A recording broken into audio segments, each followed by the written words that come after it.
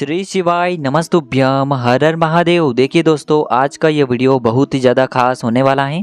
देखिए, हम सभी जानते हैं कि अभी पौष मास का बहुत ही पवित्र महीना प्रारंभ हो चुका है और कल दिनांक 30 दिसंबर को शनिवार के दिन संकष्टी चतुर्थी का बहुत ही पवित्र दिन है और यह चतुर्थी विशेषकर शनिवार के दिन आई है। देखिए, यह है कृष्ण पक्ष की चतुर्थी और यह विशेषकर संकष्टी चतुर्थी है और जब भी ये शनिवार के दिन आती हैं तो इसकी महिमा और अधिक बढ़ जाती है, क्योंकि चतुर्थी की तिथि भगवान गणेश को समर्पित होती है और शनिवार का दिन शनिदेव को समर्पित होता है।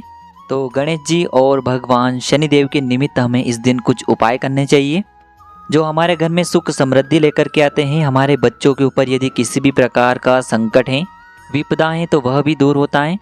तो देखिए, आज के इस पूरे वीडियो में हम 3 बहुत ही चमत्कारी उपायों के बारे में जानने वाले हैं। देखिए, इस बार की चतुर्थी तिथि पर अश्लेषण नक्षत्र और प्रीति योग का निर्माण हो रहा है। देखिए, पहला जो उपाय है, मात्र आपको शमी के पत्ते से करना है। शमी के पत्ते अर्पित करने मात्र से जो आपके बच्चे हैं वह सुधर जाएंगे, आपका जो व्यापार है वह बहुत ही अच्छे से चलने लगेगा और शनि से जुड़ी यदि कोई भी परेशानियां हैं तो वह भी दूर होगी। दूसरा जो उपाय है, आपको मात्र काले तिल से करना होगा। शनिवार के दिन काले तिल का उपाय करने से आपके जीवन के जितने भी संकट समस्या हैं वह सभी समाप्त होती हैं। और तीसरा जो उपाय है, मात्र आपको दुर्वा घास से करना होगा। आपके जीवन में जो भी अटके कार्य हैं, जिनमें आपको सफलता नहीं मिल पा रही है, उन्हें पूर्ण करने के लिए आपको यह उपाय करना है। तो आज के जो ये सभी उपाय हैं, पूज्य गुरुदेव की ही कथा को सुन करके और समझ करके ही आपको समझाने का पूरा प्रयास करेंगे। लेकिन उससे पहले वीडियो को लाइक करें, चैनल को सब्सक्राइब करें और कमेंट में श्री शिवाय नमस्तुभ्यम या फिर ओम नमः शिवाय जरूर लिखें।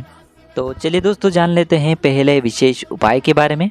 देखिए, यह उपाय विशेषकर उन लोगों को करना चाहिए जिनके बच्चे पढ़ाई लिखाई में कमज़ोर हैं। तो विशेषकर आपको अपने बच्चों के लिए या फिर अपने पति के लिए या फिर अपने घर के लिए इस उपाय को अवश्य करना चाहिए।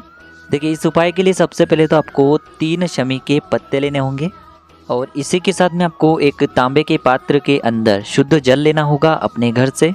अब देखिए, इन शमी के पत्तों को और 1 लोटे जल को लेकर के सीधे आपको पहुंच जाना है भगवान शिव के मंदिर में।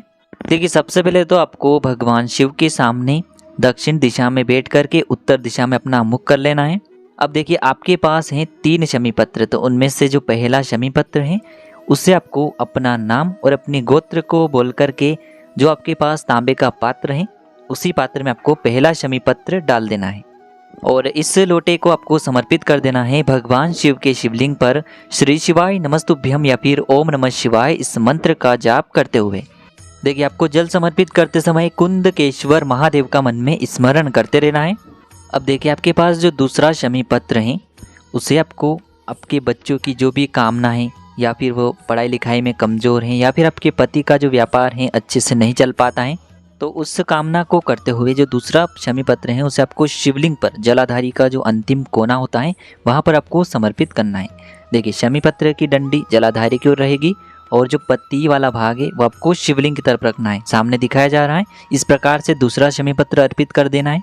अब देखिए, तीसरा जो शमी पत्र है उससे आपको अपने बच्चे या फिर अपने पति का नाम और गोत्र बोल करके उसके जो भी कामना है उससे आपको बोलना है कि इनमें बल बुद्धि और विद्या की प्राप्ति हो और इन्हें अपने जीवन में हर कार्य में सफलता की प्राप्ति हो।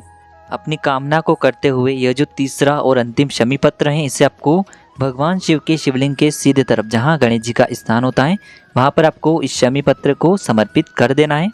देखिए, इस शमी पत्र को आपको इस प्रकार से समर्पित करना है कि इसकी जो डंडी है वह जलाधारी की ओर रहेगी, पत्ती वाला भाग शिवलिंग की तरफ रहेगा। इस प्रकार से तीसरा शमी पत्र भी समर्पित कर देना है। अब देखिए, आपको अपनी कामना को बोलने के बाद जो आपने तीसरा शमी पत्र गणेश जी वाले स्थान पर अर्पित किया है उसे आपको वहाँ से उठा लेना है और इसे सीधे आपको भगवान शिव के शिवलिंग पर अर्पित कर देना है। इसका जो पत्ती वाला भाग है वो आपकी तरफ रहेगा और डंडी वाला भाग आपके विपरीत तरफ रहेगा। इस प्रकार से इस शमी पत्र को आपको सबसे पहले गणेश जी वाले स्थान पर समर्पित करना है, थोड़ी देर वहीं पर रखे रहने देना है और उसके बाद आपको शिवलिंग पर इस शमी पत्र को समर्पित कर देना है। मात्र 2 से 3 चतुर्थी इस उपाय को करके देख लेना। आपने जिस व्यक्ति के लिए ये उपाय किया होगा उसके जीवन में कितना परिवर्तन होगा आप स्वयं देखेंगे। तो पूज्य गुरु जी का बहुत ही चमत्कारी उपाय है। अब हम जानते हैं दूसरे विशेष उपाय के बारे में। देखिए, यह उपाय विशेषकर रोग मुक्ति के लिए होने वाला है। यदि आप चाहते हैं कि आपके जीवन में कोई भी बाहरी रोग नहीं आना चाहिए, आपके परिवार के सदस्यों में कभी भी बड़ा रोग उत्पन्न न हो, तो आपको यह उपाय करना है। देखिए इस उपाय को करने के लिए सबसे पहले तो आपको दुर्वा घास लेनी होगी। दुर्वा आपको 3, 5, 7, 9, 11 इसी क्रम में लेनी है, यानी कि विषम संख्या में आपको दुर्वा घास लेनी है। तो आपको दुर्वा घास लेनी है। इसी के साथ में आपको 1 चुटकी काले तिल भी लेने होंगे और इसी के साथ में आपको एक तांबे के पात्र के अंदर शुद्ध जल लेना होगा अपने घर से। अब देखिए इन तीनों ही सामग्रियों को सबसे पहले तो आपको भगवान शिव के मंदिर में लेकर के पहुंच जाना है। अब देखिए दोस्तों, मंदिर पहुंचने के बाद आपके पास सबसे पहले तो जो दुर्वा घास है उसे आपको उस जल के पात्र के अंदर डाल देना है। अब इसके बाद आपके पास जो 1 चुटकी काले तिल हैं उन्हें भी आपको उसी पात्र के अंदर डाल देने हैं। अब इस पात्र को आपको अपने दोनों ही हाथ में लेना है। अब देखिए इस जल को आपको बहुत ही विशेष प्रकार से समर्पित करना होगा। देखिए सबसे पहले तो आपको थोड़ा सा जल भगवान गणेश जी का जो स्थान होता है शिवलिंग पर, वहाँ पर समर्पित करना है। शिवलिंग के सीधे तरफ आपको थोड़ा सा जल समर्पित करना है और आपको श्री शिवाय नमस्तुभ्यम इस मंत्र का जाप करना है। फिर थोड़ा सा जल आपको कार्तिकेय जी वाले स्थान पर अर्पित करना है और आपको ओम नमः शिवाय इस मंत्र का जाप करना है। फिर थोड़ा सा जल आपको माता अशोक सुंदरी वाले स्थान पर अर्पित करना है। फिर आपको ओम नमः शिवाय इस मंत्र का जाप करना है। फिर थोड़ा सा जल आपको माता पार्वती का जो हस्त कमल होता है, कटी वाला भाग होता है, उसके चारों तरफ घुमाना है और अंत में जो शेष जल बचेगा उसे आपको पूरा भगवान शिव के शिवलिंग पर अर्पित कर देना है श्री शिवाय नमस्तुभ्यम इस मंत्र का जाप करते हुए। देखिए जैसे ही ये जल शिवलिंग से होकर के जलाधारी की ओर बह करके आएगा तो इसे आपको एक खाली पात्र के अंदर थोड़ा सा झेल लेना है और इस जल को आपको महादेव से औषधि स्वरूप प्राप्त कर लेना है। आपको प्रार्थना करनी है कि हे मेरे महादेव, इस जल को मैं अपने घर के सदस्यों के लिए उनकी रोग मुक्ति के लिए लेकर के जा रहा हूँ, आप इसे औषधि स्वरूप बना दीजिए। इस प्रकार से कामना करनी है और ये जल आपको अपने घर लेकर के आ जाना है। अब देखिए आपके घर में प्रत्येक व्यक्ति को इसका आपको थोड़ा थोड़ा आचमन करवा देना है। देखिए इस उपाय को आप प्रतिदिन भी कर सकते हैं और इस चतुर्थी की तिथि पर भी कर सकते हैं। अब दोस्तों हम जान लेते हैं तीसरे विशेष और अंतिम उपाय के बारे में। देखिए यदि आपके घर में एक परेशानी के बाद दूसरी परेशानी आ जाती है, यानी कि एक के बाद एक परेशानियां आती ही जा रही हैं, एक समस्या खत्म होती है और दूसरी समस्या चली आती है, यानी कि कभी किसी का व्यापार अच्छे से नहीं चल पा रहा है, कभी धन की समस्या बहुत अधिक होने लगती है, परिवार में बहुत अधिक बीमार रहते हैं, यानी किसी भी प्रकार की यदि समस्या आ रही है तो आपको यह उपाय अवश्य ही करना है। कभी घर में हमेशा लड़ाई झगड़ा होता रहता है, यानी कि घर में सुख शांति नहीं रहती है, तो चतुर्थी के इस विशेष उपाय को आपको अवश्य करना है। देखिए इस उपाय के लिए आपको सबसे पहले तो दुर्वा घास लेनी होगी। अब दुर्वा घास आपको या तो 5 दुर्वा घास लेनी है या फिर आपको 7 दुर्वा घास लेनी है, यानी कि आपको या तो 5 लेनी है या फिर आपको 7 दुर्वा घास ले लेनी है। अब देखिए इस दुर्वा घास को आपको एक बंडल के रूप में तैयार कर लेना है। इसी के साथ में आपको 1 लोटा शुद्ध जल लेना होगा तांबे के पात्र के अंदर अपने घर से, और जो आपने दुर्वा घास का बंडल तैयार किया है उसे भी आपको इसी पात्र के अंदर डाल देना है। अब देखिए इस लोटे को लेकर के आपको सुबह से लेकर के शाम तक किसी भी समय में भगवान शिव के मंदिर में पहुंच जाना है।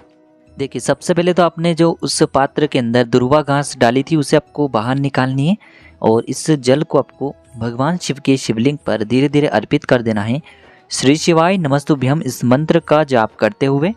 अब देखिए जल समर्पित करने के बाद आपके पास जो एक दुर्वा घास है उसे आपको अपने दाहिने हाथ से पकड़ना है और उल्टा हाथ भी आपको उसी हाथ पर लगा देना है। अब इस दुर्वा घास को आपको स्पर्श करवाना होगा भगवान गणेश जी वाले स्थान पर, यानी कि शिवलिंग के सीधे तरफ आपको इस दुर्वा घास को स्पर्श करवाना है।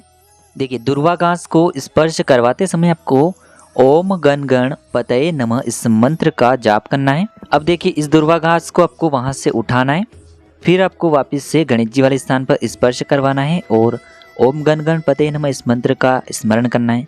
फिर आपको इस दुर्वा घास को उठाना है, फिर आपको गणेश जी वाले स्थान पर स्पर्श करवाना है और इस मंत्र का जाप करना है। तो इस प्रकार से यह प्रक्रिया आपको कुल 17 बार करनी है। देखिए 17वीं बार जब भी आप इस दुर्वा घास को स्पर्श करवाएंगे तब आपको अपना नाम और आपको अपनी गोत्र को बोलते हुए आपके ऊपर जो भी परेशानियां आ रही हैं, संकट आ रही हैं, परिवार के ऊपर जो भी समस्याएं आ रही हैं, इस प्रकार से कामना करते हुए इस दुर्वा घास को वहां से उठा करके सीधे शिवलिंग पर आपको अर्पित कर देनी है। इस दुर्वा घास को आपको सीधे शिवलिंग पर अर्पित कर देनी है।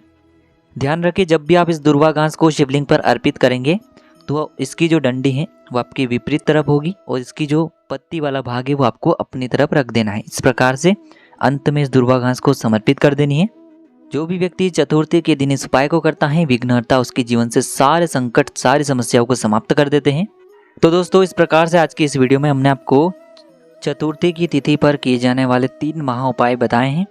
जो भी आपके लिए उचित हैं उसे आप कर सकते हैं। श्री शिवाय नमस्तुभ्यम, हर हर महादेव।